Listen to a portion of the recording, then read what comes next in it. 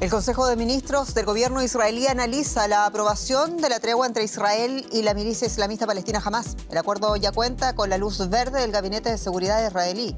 El pacto, en su primera fase, incluye el intercambio de 33 rehenes israelíes, entre ellos 2 niños, por 95 presos palestinos. Vamos en breve por los detalles. Soy Jenny Pérez, aquí en Berlín. Destacamos: Israel ultima la aprobación final del acuerdo con el alto el fuego con Hamás en Gaza.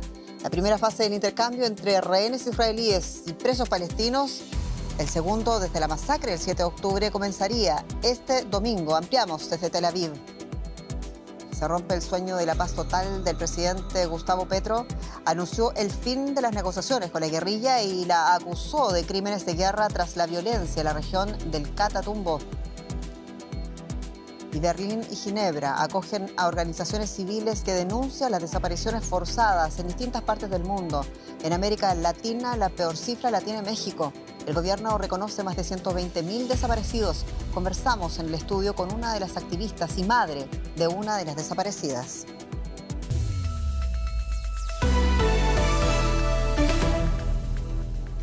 El Consejo de Ministros del gobierno de Benjamín Netanyahu discute durante las últimas horas los términos de un alto el fuego de 6 semanas en Gaza.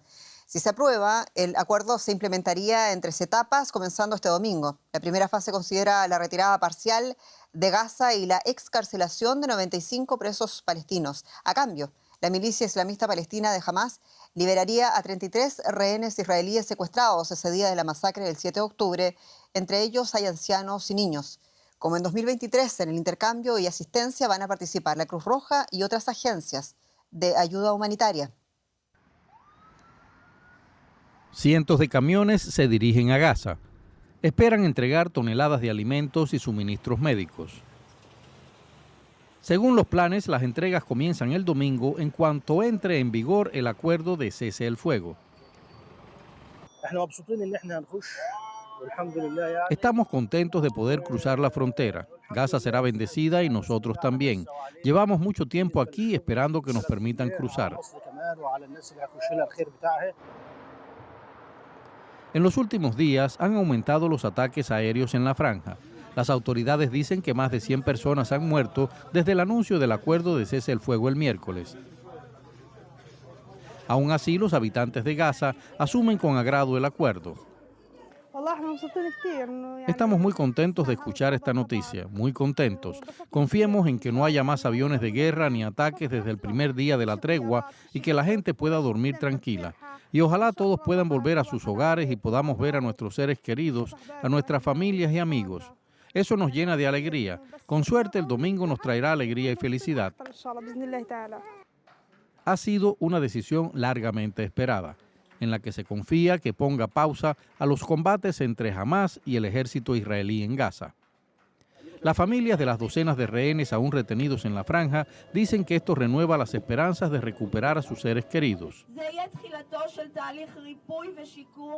Este será el comienzo del proceso de curación y rehabilitación que el país necesita desesperadamente. Imagínennos abrazando a nuestros seres queridos. Están tan cerca. Nuestra batalla entra en una nueva fase, la del cumplimiento del acuerdo hasta el último rehén.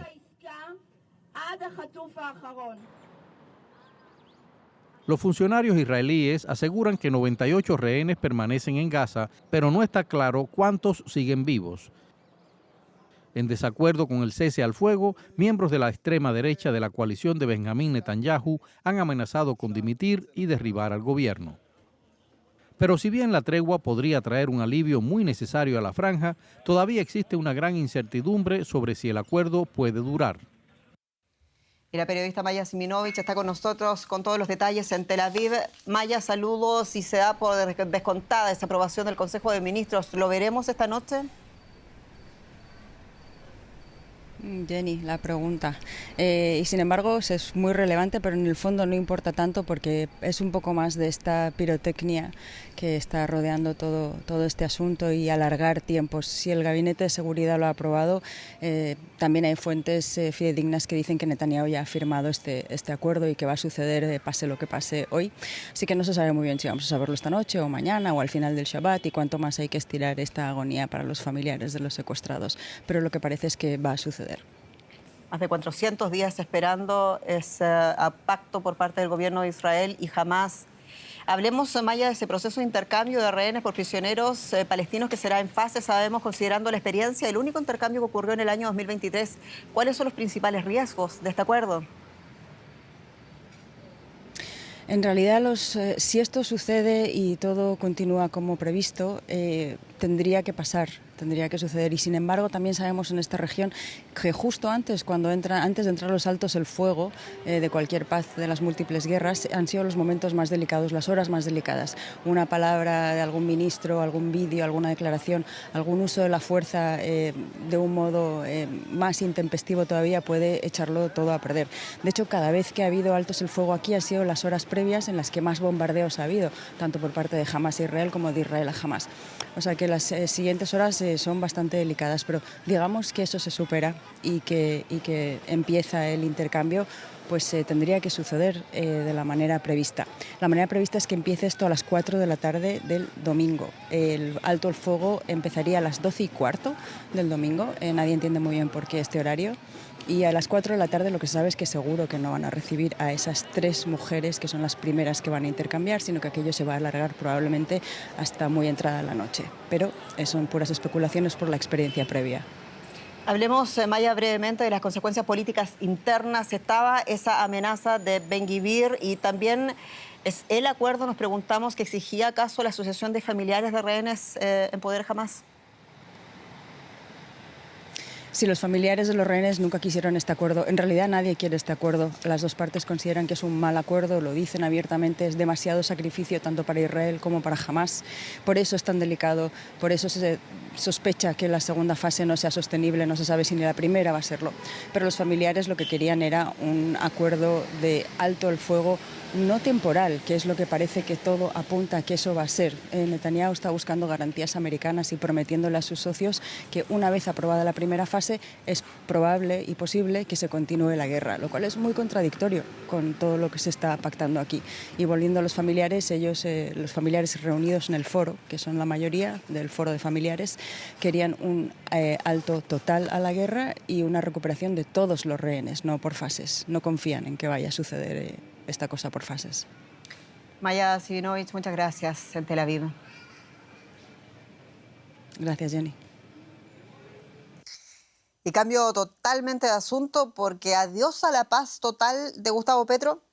El presidente de Colombia suspendió este viernes los diálogos de paz con el Ejército de Liberación Nacional, con el ELN por sus siglas, ello luego de una violenta escalada en la región de Catatumbo. Los enfrentamientos entre el ELN y las disidencias de las FARC han dejado hasta ahora al menos 40 muertos y 20 heridos.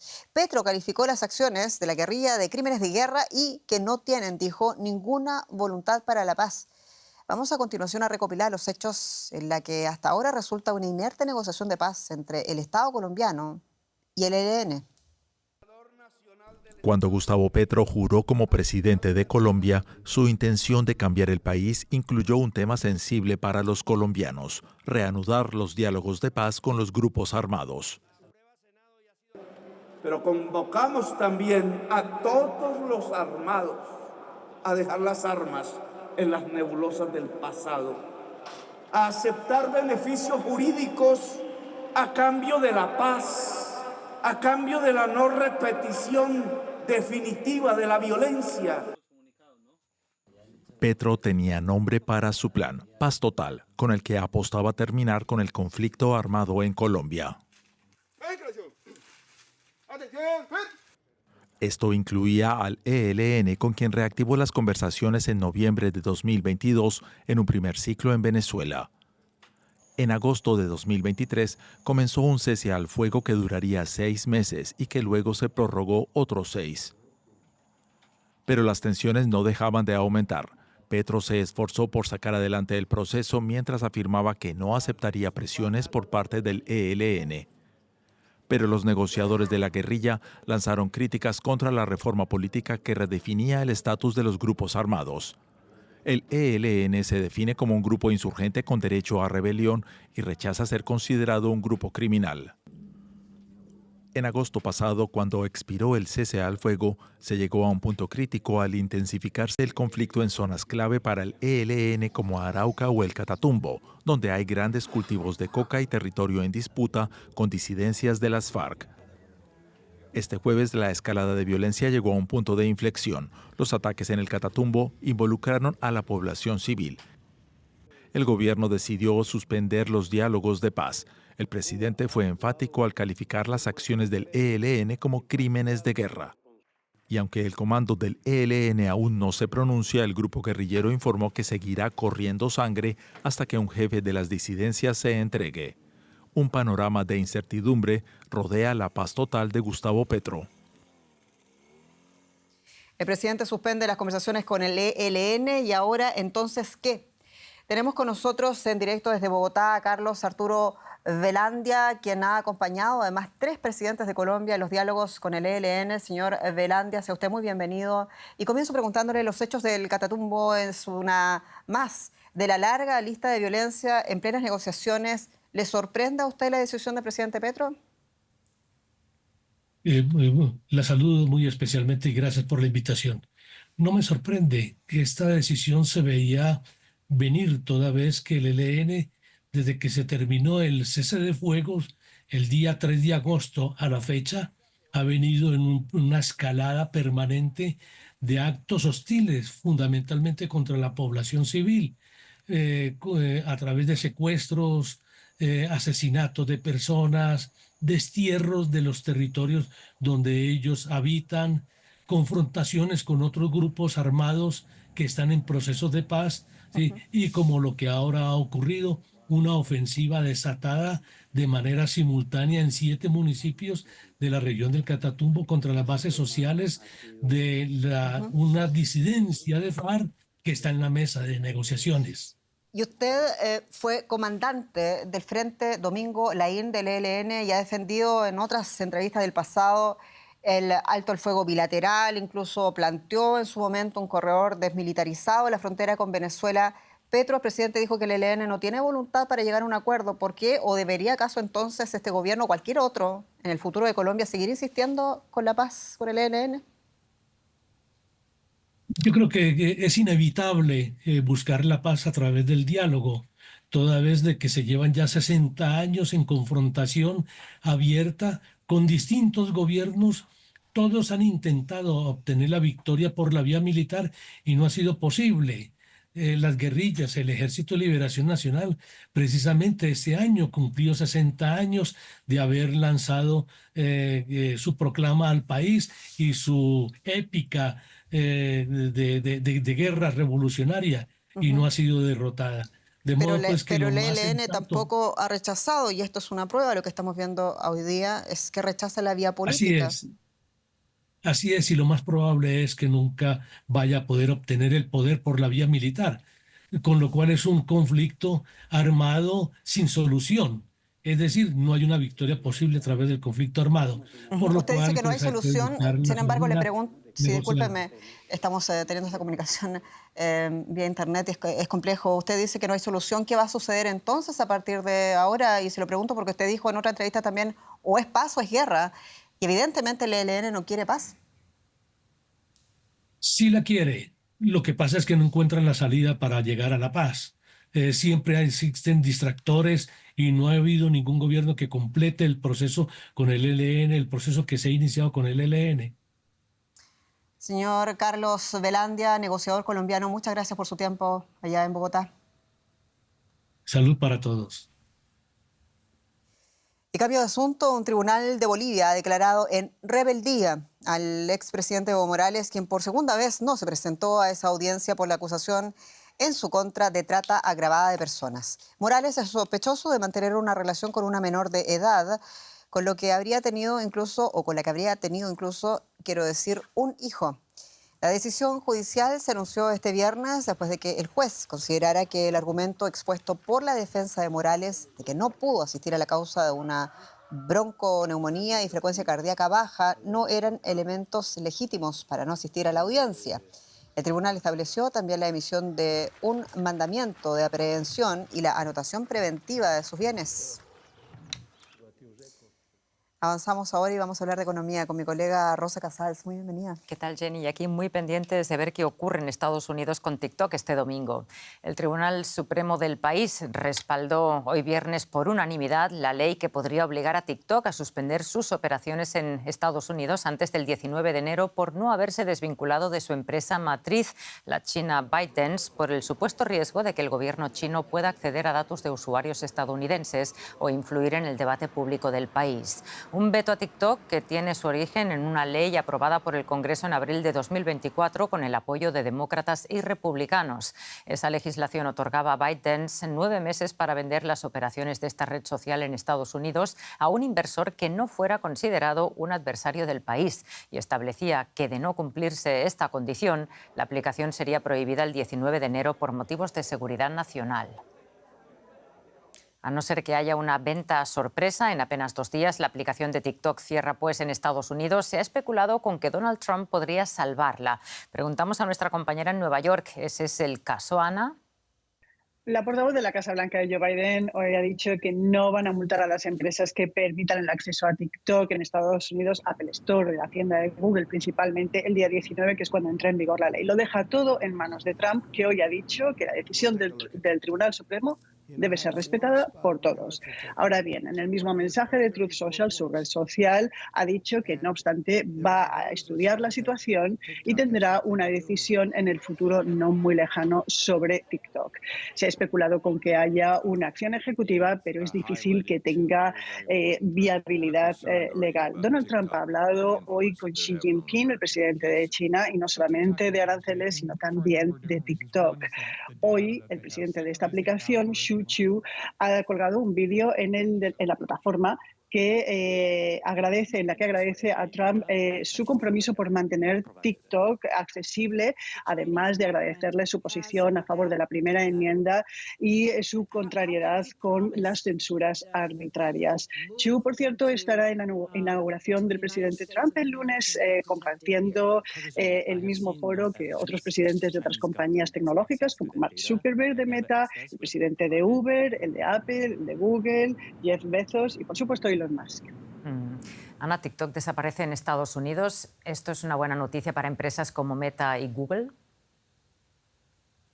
Sí, en este sentido la cita puede ser tan tensa como interesante. El lunes, Instagram de Meta es un servicio que ha evolucionado cada vez más para parecerse a TikTok. Tiene mucha conexión con sus usuarios y ofrece desde hace tiempo tienda para quien tenga negocio en ella.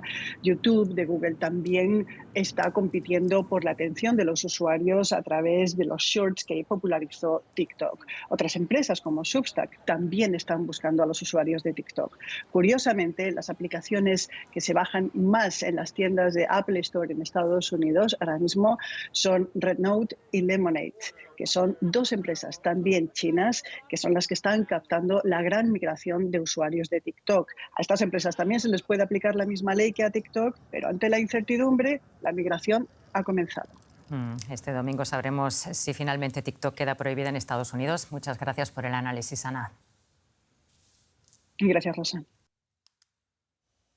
China llevaba mucho tiempo esperando este dato y finalmente hoy confirmó que logró su meta de crecimiento en 2024. La economía china habría alcanzado el 5% de crecimiento.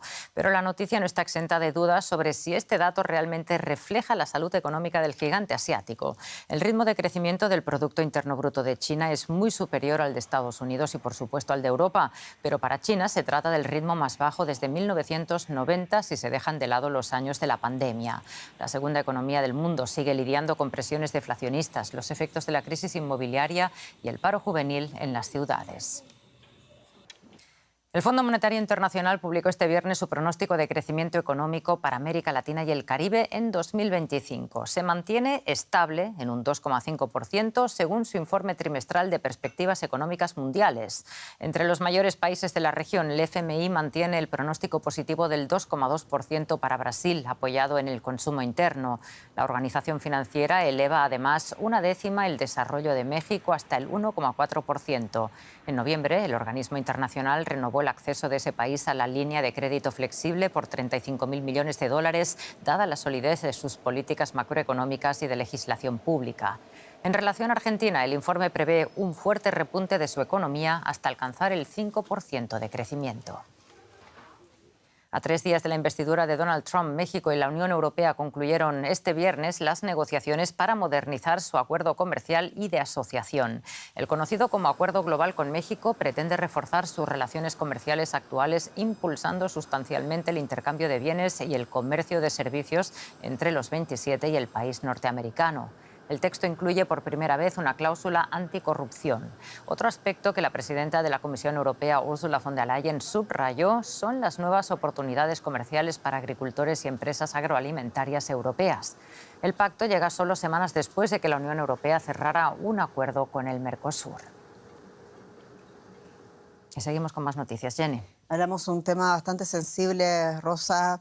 Hablamos de las desapariciones forzadas que constituyen un fenómeno generalizado en América Latina y siendo México uno de los países más afectados. Registros oficiales cifran la cantidad de personas desaparecidas y no localizadas en el país por encima de las 121.000 personas. Y en los primeros 100 días del gobierno de la presidenta Claudia Sheinbaum se registraron en promedio 40 desapariciones cada día, lo que supone un aumento del 60% en comparación con el sexenio de Andrés Manuel López Obrador, en el que el promedio diario fue de 25 víctimas. En foros sobre el flagelo, organizaciones civiles denuncian aquí en Europa el abandono de las autoridades, las amenazas a la seguridad y la estigmatización de las víctimas. Flagelo de relevancia y de sensibilidad global que está y ha sido tematizado aquí en Berlín y también en Ginebra, Suiza. Y nos visita en el estudio a quien ven la señora Adela Alvarado, quien es vocera del llamado Movimiento por Nuestros Desaparecidos en México. Señora Alvarado, sea usted muy bienvenida. Y comienzo preguntándole, la desaparición forzada es, decíamos, una tragedia a nivel global y uno de los países más castigados, golpeados históricamente es México. ¿De qué dimensión es este flagelo en México? Y le pregunto también mirando las cifras oficiales de los gobiernos, más de 100.000 desaparecidos forzados en México. Más de 120.000 desaparecidos en los registros oficiales, porque en realidad son más. Nosotros como familiares de víctimas sabemos que hay muchísimos más que no se han podido reportar, ya sea por amenazas o porque a las familias les queda muy lejos ir a hacer el reporte. Pero son más. Son muchas más que las cifras que reconocen las instituciones de México. Ha habido también una denuncia tradicional de alta negligencia, de alta y sistemática impunidad por parte del Estado mexicano, aunque el ex presidente Manuel Andrés López Obrador prometió que iba a cambiar esta situación. Realmente los números, según las denuncias de organismos de derechos humanos en México, empeoraron. Y aquí la pregunta, ¿cuál es la perspectiva con el sexenio de la presidenta Sheinbaum? ¿Tienen ustedes esperanza de cambio? Nosotros esperábamos desde un principio cambio, pero hasta el momento no ha habido ninguna invitación hacia los derechos humanos, hacia los familiares de los desaparecidos. Únicamente en sus mañaneras un día mencionó que quería una reunión con los familiares de desaparecidos, pero ahí no nos ha dado fecha, no nos ha dicho nada, no nos ha mandado nada. Pero nosotros estamos esperanzados, nos estamos preparando en el Movimiento por Nuestros Desaparecidos en México para preparar un grupo de voceros. ¿Pero por qué pasa esto, señor Alvarado? Cuesta entender realmente que un presidente, independientemente de la línea política que sea, se comprometa con algo que es tan sensible o doloroso en un país que se arrastra por años y finalmente no pase nada. ¿Cómo se puede comprender eso? Pues sí, realmente nosotros no comprendemos, no entendemos esta situación porque nuestra actual ya presidenta Sheinbaum ha sido defensora de los desaparecidos y de los derechos humanos. Entonces, pues estamos esperando ese momento y queremos hablar con ella, con su equipo y con todos para ponernos de acuerdo, tanto nosotros como con sus familias, para que haya un entendimiento de la realidad y de lo que necesitamos. Y mientras eso sucede, señora Alvarado, ustedes siguen buscando a sus hijos, a sus hijas. ¿Cómo es esa organización cívica que hace el trabajo que debería hacer el Estado mexicano? Así es. Los familiares somos quienes buscamos a nuestros hijos. De ahí que yo soy quien ha estado buscando a mi hija ya a 20 años. No sé nada de Mónica. Pero bueno, nosotros no nos podemos detener como padres y seguimos, somos todas las familias las que estamos buscando, unos en campo, otros en vida, porque hay que buscarlos tanto en vida, pero también, desgraciadamente, tenemos muchísimas fosas comunes en todo el país. Hay 73,000 cuerpos sin identificar y precisamente es algo que nosotros venimos a buscar aquí para hablar y que se entere la sociedad, las autoridades y que nos den ayuda y apoyo para que todos estos cuerpos sin identificar pues se identifiquen y ya tengamos a nuestros familiares como estén. Yo creo que posiblemente mi hija Mónica ya se encuentre ahí en alguna de esas fosas, pero la incertidumbre es lo que nos está matando a las familias. Entonces, lo que queremos y lo que nos preocupa es que ya tengamos a nuestros familiares, que les demos esa sepultura de acuerdo a nuestras costumbres. Cada quien, el territorio mexicano es muy grande, muy vasto, y cada quien tiene sus diferentes maneras de sepultar a sus difuntos. Entonces, cada quien que haga lo que le corresponda de acuerdo a sus creencias. Señora Adela Alvarado, yo quiero agradecerle especialmente su testimonio personal como madre que busca a su hija y también como vocera de este movimiento. Están buscando a sus seres desaparecidos, esperando también la respuesta del gobierno mexicano. Muchas gracias. Y vamos a cambiar totalmente de tono para concentrarnos un poquito en esa imagen del día que deja Sudáfrica, donde el kitesurfista Lace Walker saltó por encima de un avión en movimiento en una impresionante acrobacia pionera en el mundo. Vamos por las imágenes, porque el evento tuvo lugar en la ciudad del Cabo, tras 2 años de estrecha colaboración entre el holandés y el piloto polaco Lucas Luuk. Para llevar a cabo esta audaz maniobra, el piloto tuvo que mantener el avión estable en presencia de fuertes vientos, mientras Walker se elevaba 15 metros por encima del agua. Y aquí tenemos la hazaña.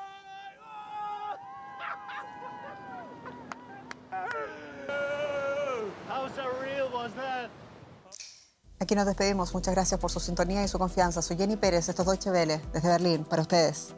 Hasta pronto.